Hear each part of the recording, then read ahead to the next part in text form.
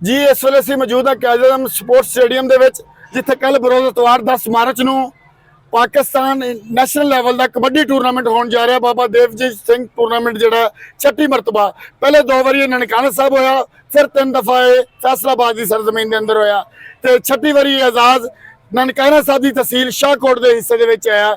ਅੱਜ ਕੱਲ ਦੇ ਇਸ ਟੂਰਨਾਮੈਂਟ ਦੇ ਮੇਜ਼ਬਾਨ ਮੋਹਸਨ ਸਾਈ ਸਾਹਿਬ ਸਾਡੇ ਨਾਲ ਨੇ, ਉਹਨਾਂ ਨਾਲ ਗੱਲਬਾਤ ਕਰਦੇ ਹਾਂ। ਮੋਹਸਨ ਸਾਈ ਸਾਹਿਬ, ਇੰਟਰਨੈਸ਼ਨਲ ਲੈਵਲ ਦਾ ਕਬੱਡੀ ਟੂਰਨਾਮੈਂਟ ਸ਼ਾਹਕੋਟ ਦੀ ਸਰਜ਼ਮੀਨ ਦੇ ਉੱਤੇ ਤੁਸੀਂ ਕੀ ਮਹਿਸੂਸ ਕਰਦੇ ਹੋ, ਔਰ ਕਬੱਡੀ ਪਲੇਅਰਸ ਕਿਹੜੇ ਆ ਰਹੇ ਨੇ? जी बिस्मिल्लाहिर्रहमानिर्रहीम।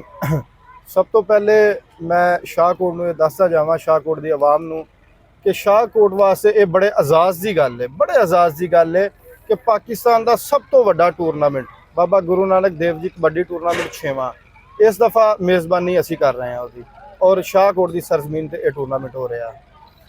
इस तो बाद ये वे कि जी कबड्डी मां खेड, हर बंदा पंजाबी इहदे नाल प्यार करदा। असी बड़ी देर तो इस गल के ख्वाहिशमंद सां कि यह टूरनामेंट शाहकोट च होए।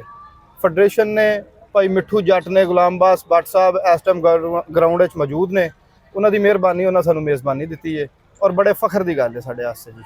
ਤੁਸੀਂ ਕਬੱਡੀ ਦਾ ਟੂਰਨਾਮੈਂਟ, ਛਟਾ ਟੂਰਨਾਮੈਂਟ ਜਿਹੜਾ ਹੋ ਰਿਹਾ ਹੈ, ਤੁਸੀਂ ਸ਼ੌਕੀਨ ਨੂੰ ਇਹ ਦੱਸਣਾ ਚਾਹੋਗੇ ਕਿ ਇਹਦੇ ਵਿੱਚ ਇਨਾਮਾਤ ਕੀ ਨੇ? ये टूरनामेंट समझ लो कि नैशनल लैवल ते कबड्डी का वर्ल्ड कप है जी। ਇਹਦਾ पहला इनाम फस्ट इनाम जोड़ा 7 लाख रुपया, दूसरा इनाम 5 लाख रुपया, तीसरा इनाम 3 लाख रुपया, चौथा 2 लाख, पंजवां 1.5 लाख और छठा जोड़ा लाख रुपया जी। ਟੂਰਨਾਮੈਂਟ ਦੇ तमाम इंतजामात मुकम्मल हो चुके हैं जी अलहमदुल्ला। ग्राउंड तुसी इस टाइम देख रहे हो, ग्राउंड बिल्कुल मुकम्मल हो गई है, पानी लग रहा है, ग्राउंड तैयार है। इंशाअल्लाह असी ग्राउंड के इंतजामात मुकम्मल करके जाना, सुबह 10 बजे टूरनामेंट स्टार्ट हो जाना जी। ਸ਼ਾਹਕੋਟ ਪੂਰਾ ਹੀ ਇਹਦੀ ਮੇਜ਼ਬਾਨੀ ਕਰਦਾ ਪਿਆ ਹੈ, ਤੇ ਤੁਸੀਂ ਸ਼ਾਹਕੋਟ ਦੇ ਲੋਕਾਂ ਨੂੰ ਕੀ ਪੈਗਾਮ ਦੇਣਾ ਚਾਹੋਗੇ? देखो जी, मैं अगर पाकिस्तान के पंजाब के किसी हिस्से च भी जाना, ਜਿਹੜਾ ਬੰਦਾ ਮੈਨੂੰ ਜਾਣਦਾ ਉਹ ਆਂਦਾ ਮੋਹਸਨ ਸਾਈ शाहकोट वाला कबड्डी वाला। ये बड़े एजाज़ की गल है शाहकोट वास्ते।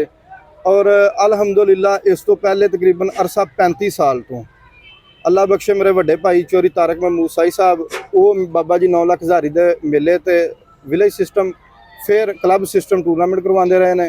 उन्होंने तो बाद अल्लाह पाक ने यह भारा साढ़े मोढियां ते सुट्टिया, उसदी रहमत नाल हर साल असीं टूरनामेंट करवा रहे हैं। इस तो पहले इसे ग्राउंड दे विच एक इंटरनेशनल लैवल का टूरनामेंट असीं करवाया सी, जिहदे 2 घोड़ियां दित्तियां। फिर 2021 ਦੇ ਵਿੱਚ 20 ਦੇ ਵਿੱਚ ਸੋਰੀ ਅਸੀਂ ਟੂਰਨਾਮੈਂਟ ਕਰਵਾਇਆ ਸਕੂਲ ਨੰਬਰ 1 ਦੀ ਗਰਾਊਂਡ 'ਚ, ਉੱਥੇ ਵੀ ਅਸੀਂ ਘੋੜੀਆਂ ਇਨਾਮ ਦਿੱਤੀਆਂ।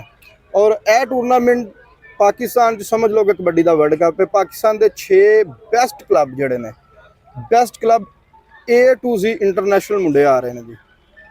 ਔਰ ਬੜੇ ਸ਼ਾਹਕੋਟ ਦੇ ਲੋਕ ਟੀਵੀ ਦੀ ਬਜਾਏ ਲਾਈਵ ਦੇਖਣਗੇ ਉਹਨਾਂ ਪਲੇਅਰਾਂ ਨੂੰ इंशाअल्लाह जी। ਜਿਹੜੇ ਪਲੇਅਰਾਂ ਨੂੰ ਲੋਕ ਟੀਵੀ ਤੇ ਨੈਟ ਤੇ ਦੇਖਦੇ ਸਨ, ਉਹ ਕੱਲ ਇੰਸ਼ਾਅੱਲਾ ਇਸ ਗਰਾਊਂਡ 'ਚ ਲਾਈਵ ਖੇਡਦਾ ਵੇਖਣਗੇ ਜੀ। ਬਹੁਤ ਸ਼ੁਕਰੀਆ। ਸਾਡੇ ਨਾਲ ਮੌਜੂਦ ਸੀ ਕੱਲ ਦੇ ਕਬੱਡੀ ਟੂਰਨਾਮੈਂਟ ਦੇ ਜਿਹੜੇ ਮੇਜ਼ਬਾਨ ਮੋਹਸਨ ਸਾਈ, ਉਹਨਾਂ ਦਾ ਕਹਿਣਾ ਸੀ ਕਿ ਸ਼ਾਹਕੋਟ ਔਰ ਸਾਡੇ ਵਾਸਤੇ ਬੜੇ ਆਜ਼ਾਦ ਦੀ ਗੱਲ ਹੈ ਕਿ ਪਾਕਿਸਤਾਨ ਲੈਵਲ ਦਾ ਜਿਹੜਾ ਟੂਰਨਾਮੈਂਟ ਹੈ ਉਹ ਸ਼ਾਹਕੋਟ ਦੇ ਵਿੱਚ ਆਰਗੇਨਾਈਜ਼ ਕੀਤਾ ਜਾ ਰਿਹਾ ਹੈ, ਤੇ ਸ਼ਾਹਕੋਟ ਦੇ ਲਾਗੇ ਪਿੰਡਾਂ ਵਾਲਿਆਂ ਨੂੰ ਇਹ ਦਰਖਾਸਤ ਹੈ ਕੱਲ ਜ਼ਰੂਰ ਆਉਣ ਔਰ ਕਬੱਡੀ ਦੇ ਇਸ ਇਵੈਂਟ ਤੋਂ महफूज होण। अपने अगले व्लॉग तक मनु दियो इजाजत। अल्लाह हाफिज़।